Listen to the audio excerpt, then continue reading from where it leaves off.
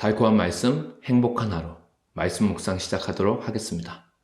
오늘 우리들이 함께 묵상할 말씀은 누가복음 12장 13절에서 21절 말씀입니다. 무리 중에 한 사람이 이르되 선생님, 내 형을 명하여 유산을 나와 나누게 하소서 하니 이르시되 이 사람아, 누가 나를 너희의 재판장이나 물건 나눈 자로 세웠느냐 하시고 그들에게 이르시되 삼가 모든 탐심을 물리치라. 사람의 생명이 그 소유에 넉넉한 데 있지 아니하니라 하시고 또 비유로 그들에게 말하여 이르시되 한 부자가 그 밭에 소출이 풍성하매 심중에 생각하여 이르되 내가 곡식 쌓아둘 곳이 없으니 어찌할까 하고 또 이르되 내가 이렇게 하리라.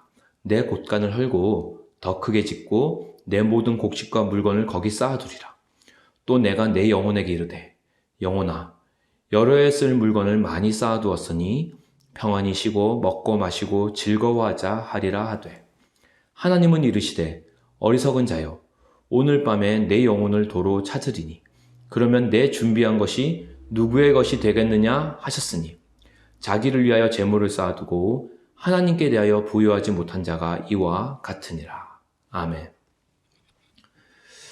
벌써 한 달이 지나고 1월이 지나고 이제 2월 이제 중순을 향해 가고 있습니다. 우리 집 아이들이 코로나 때문에 집안에만 있고 학교를 잘 못 가니까 시간이 너무 빨리 지나간다는 거예요. 뭐 한 것도 없이 빨리 간다는 거예요. 저도 생각해보면 2020년이 너무 금방 지나간 것 같습니다. 그리고 2021년도 아마 이대로라면 굉장히 빨리 지나갈 것 같습니다.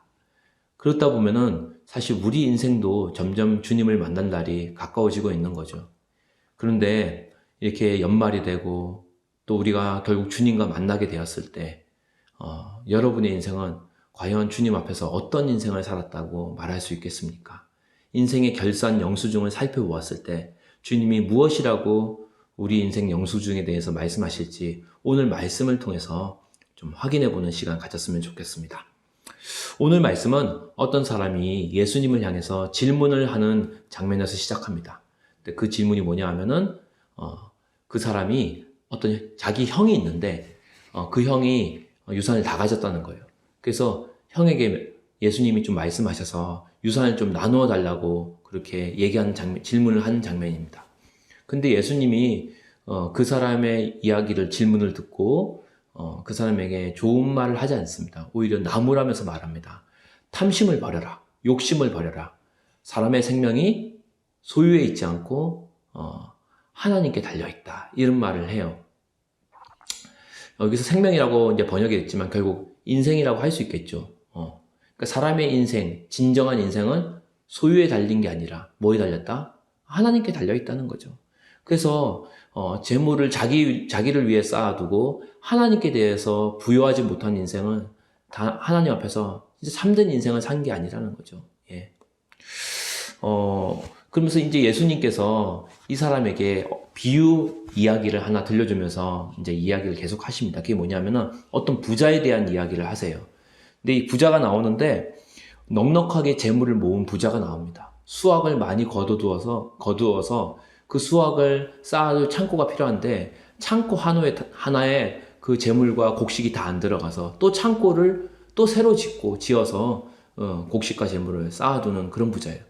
오늘날로 말하면 현금 부자입니다. 현금과 재물이 너무 많아서 현찰을 통장에 집어넣는데 그 예금한 통장 계좌에 현금이 오늘날로 뭐 자유 입출금 통장이 그 계좌가 또 한도가 있잖아요. 예를 들면 뭐 5천만 원이라고 한다면은 5천만 원 그 자유적금 자유예금 통장이 다 안 들어가서 통장 계좌를 한 개가 아니라 막 2개, 3개 만들어서 그렇게 돈을 넣어야 될 정도로 현찰과 현금이 많은 부자라고 할 수 있겠죠. 이제 그런 부자가 있는데 그 부자가 말하기를 이제는 내가 돈이 많구나. 이제는 좀 즐기면서 쉬면서 먹고 마시자 이렇게 생각을 하고 있는데 하나님이 그 부자에게 딱 말씀하시는 거예요. 부자에게 오늘 내가 너의 생명을 취하여 가져가면은 결국 그 재물이 다 누구 것이 되겠느냐 말씀하시는 거예요. 그러면서 예수님이 말하기를 사람의 생명이 소유에 달려있지 않고 누구에게 달려있다? 하나님께 달려있다는 거예요. 그리고 재물을 자기를 위해 쌓아뒀지만 결국 하나님께 대해서 부요하지 못한 자는 다 이와 같은 인생을 살게 될 거라는 거죠. 자, 우리가 오늘 말씀을 통해서 붙잡아야 될 핵심이 있습니다. 그것은 뭐냐면은 첫 번째는 사람이 자기 자신만을 위해 재물을 쌓아둘 때는 결국 하나님의 심판을 피할 수가 없다는 거죠. 사실 예수님이 비유로 든 이 부자 이야기는 다른 사람 이야기가 아닙니다. 결국 오늘 우리들의 이야기예요. 왜냐하면 오늘 우리도 자기 중심, 물질 중심, 현세 중심으로 살아가고 있기 때문입니다. 그러니까 자기 중심, 물질 중심, 현세 중심으로 살아가는 이런 가치로 살아가는 사람은요, 저기 이 부자 이야기가 남 얘기가 아니라 바로 우리 이야기라는 거죠. 그리고 이런 썩은 가치가 세상에서만 아니라 교회 안에 예배당 안에서도 그냥 유행하고 있는 거예요. 사실 누가 선교사로 헌신한다고 하면은 믿음 좋네 박수 치지만 자기 자녀가 선교사로 헌신한다고 하면 쌍수 들고 말리는 게 오늘날 많은 교인들이 그런 가치로 살아가고 있습니다. 그리고 겉으로는 믿음 좋은 사람이 최고라고 치켜 세우지만 실제로는 돈 많은 사람, 성공한 사람, 부자인 사람을 부러워하는 게 이 세상 얘기가 아니라 예배당 안에서도 그런 가치들이 점점 들어오고 있다는 거죠. 그래서 오늘날 사회가 양극화, 어떤 빈부격차가 점점 심해지는 세상 아닙니까? 그러다 보니 정말 대출 받아가지고 아파트를 샀는데 그 아파트 값이 뛰어서 굉장히 큰 이득을 취한 사람은 세상에서 지혜로운 사람이고, 그리고 정말 어쩌지 하다 보니까 집을 못 산 사람은 그만한 상대적인 소득을 먹고 두었죠. 그래서 집이 없는 사람은 이제 가난하게 돼버린 겁니다. 그리고 세상 사람들은 그런 사람들을 조롱해요. 지혜롭지 못하고 미련하다. 예. 그러니까 대출 받아서 부동산을 사거나 어떤 주식에 투자를 해서 재테크를 잘해서 소득이 있는 사람은 칭찬을 받고, 그렇게 못한 사람은 좀 미련한 사람, 어리석은 사람으로 조롱을 받는 그런 것이 오히려 가치가 이제 전복이 되어지는 거죠. 그러니까 부자는 마치 지혜롭고 합리적인 사람, 가난한 사람은 아직 시대를 못 따라가고 재테크할 줄 모르는 좀 미련한 사람으로까지 가치가 점점 이렇게 변화가 되고 있습니다. 근데 성경에서 말하는 지혜는요, 이렇게 뭔가 재테크를 잘하고 시대의 기회를 잘 이용해서 이득을 취하는 그런 사람을 말하는 게 아니에요. 진정한 지혜는 하나님을 경외하고 자신의 모든 소유의 주권이 누구에게 있음을 아는 사람, 하나님께 있음을 아는 사람, 그리고 그 재물을 영원한 가치를 위해 쓰는 사람이 진짜 지혜 있는 사람이라고 성경은 말하고 있는 거예요. 부자인 사람을 말하지 않습니다. 예. 사실 성경에서 부자는요, 어떤 면에서 보면은 부자라는 존재만으로도 천국에 들어갈 수 없다고 얘기합니다. 왜냐하면 어떤 부자들에게 예수님께서 뭐라고 했냐면은 부자가 천국에 들어가는 것이 마치 낙타가 바늘귀에 들어가는 것과 같대요. 낙타가 바늘귀에 들어갈 수 있을까요? 없을까요? 어려운 정도가 아니라 아예 불가능합니다. 왜냐? 바늘귀에 낙타가 들어갈 수 없기 때문이에요.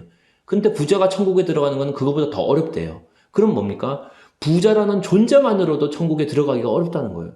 실제로 우리가 천국을 위해서, 하나님 나라를 위해서, 영원한 가치를 위해 살다 보면은 부자가 되기보다는 가난해지기가 훨씬 더 쉽습니다. 실제로 우리가 믿는 우리의 주인이신 예수님은요, 하나님 나라를 위해서 자발적으로 가난을 선택하셨습니다.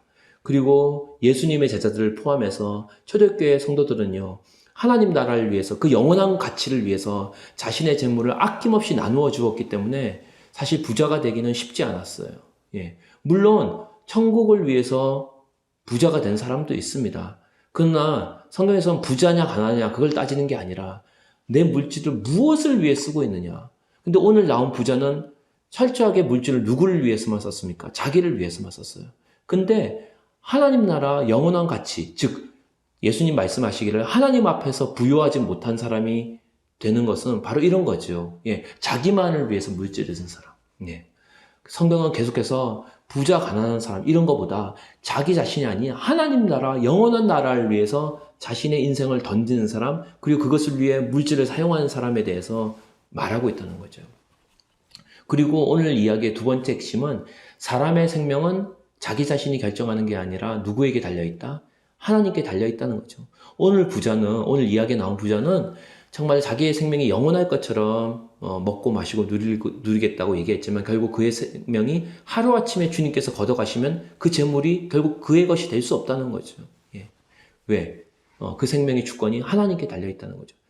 더군다나 그 물질의 주권도 결국 하나님께 달린 거죠. 왜? 하나님께 생명을 가져가면 그 재물은 결국 자기 것이 아닌 거기 때문이죠. 오늘 말씀을 통해서 정말로 다시 한번 우리가 살아가야 될 인생의 목적에 대해서 한번 가늠해보는 시간을 가졌으면 좋겠습니다. 우리가 특별히 하나님이 주시는 행복, 하나님이 주시는 이 인생의 향방 방향은 결국 우리 소유에 달린 게 아니라 하나님과의 관계에 달린 거예요. 즉 우리 인생의 모든 주권이 하나님께 있음을 인정하는 삶이죠. 그리고 그 물질, 허락하신 모든 삶의 시간들, 생명들, 물질을 다 누구를 위해 쓰자? 정말로 주님 나라와 또 영원한 가치를 위해 써야 한다는 거죠. 특별히 가난한 사람들, 또 복음을 모르는 사람들, 그 이웃들에게 흘려보낸 인생. 왜? 나의 생명의 주권이, 나의 물질의 주권이 하나님께 있음을 인정하고, 그리고 주님이 원하시는 참된 부유한 인생은 주님 나라, 영원한 가치를 위해 그 물질을 쓰는 것이기 때문입니다. 특별히 오늘 말씀 앞에서 우리가 겸허히 우리 인생의 옷깃을 여미고 정말 10분 앞의 인생도 우리가 알 수 없음을 인정하고 정말로 부자와 똑같은 인생, 정말로 현세 중심, 물질 중심, 자기 중심의 인생이 아니라 주님 나라를 위해서, 영원한 가치를 위해서 하나님을 경외함으로 물질을 흘려보내는 참된 부유한 인생 살 수 있기를 주님의 이름으로 축원합니다.